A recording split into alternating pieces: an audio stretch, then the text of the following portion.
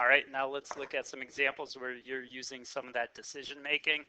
The thought is with this whole video for you to try each one first on your own, and then we'll have an explanation of thinking through the test and how to go through and solve. So at this point, I want you to pause and attempt this one, go through that flow chart and see which one you think would be best. All right, hopefully you started off with the very first one here, because if you do this limit as you go to infinity, it's not going to 0 here. You should have got that this limit's going to equal 1/2. And so if it's not approaching 0, we know we are going to end up with a divergent series by the divergence test. All right, next one here. See, again, pause the video, try it out, and see what you come up with for convergent or not. All right, let's see what you came up with. The limit of this one would definitely go to 0 here. So we know it's not divergent from that divergence test. Then going to the next one here, it's not alternating. So if we keep going, it looks like integral probably wouldn't work, and this one doesn't have any factorials or powers of n. But it does look like we could make a easy comparison on this one. So if we take the biggest parts of both of these, being that's the part that's going to dictate there, and that's the part that's going to dictate there, that similar series would simplify down to this, which we know is going to be convergent by p series because our exponent's bigger than 1. And now we just got to make sure that this series we're looking at is less than the comparison one, and it should be, because this additional stuff being added in the denominator is going to make that a smaller series than the one we're comparing it to, so we can say convergent by comparison test. All right, next one again here, pause the video, try this one out, see if you can figure out which test would be best to use. All right, let's see what you had here. I did rewrite this series here in this form just to check to see, is it going to be, would the limit approaches 0? That is a indeterminate form, but if you would use L'Hopital's after one time, this is definitely decreasing, going to 0 here. So what kind of test would be best to use here? Looks like from this one, an integral test would probably work, because we have a series here where if you rewrote it as an integral, we could solve out. So I rewrote this one with x's here in an integral form from 1 to infinity. If we do a substitution over here with u equaling negative x squared, we'll make those substitutions and we'll just get an integral of e to the u with this negative 1/2 out in front.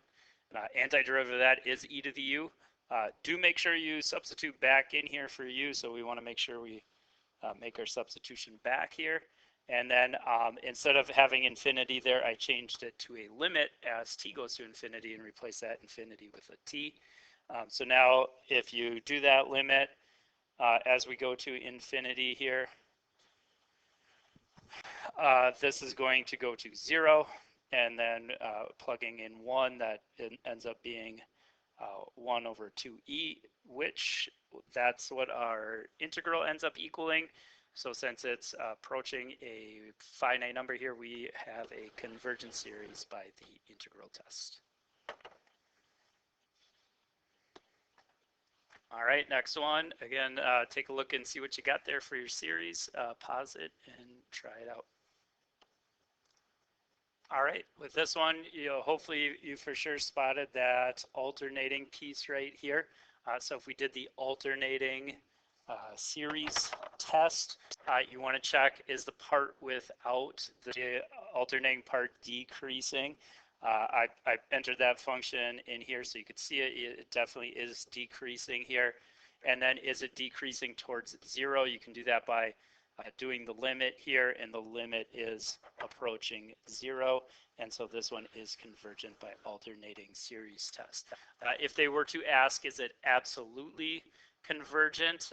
If we did that, if we took the absolute value of this, then that would just equal n of the third over n of the fourth plus 1. So then to see if that's converging, you could do like limit comparison test here. And if you do that limit, it equals 1. So this one would be, if we want to go further, would be absolutely convergent as well. All right, next one. This one, hopefully you spot something right away here. Try out and see what you get for this one. All right, for this one, you were should have been seeing right away that we got a factorial in here. Factorial, that one's always going to be ratio test. So we want to compare it with a ratio where it's going up by 1. And here, instead of n, they use k. That's okay.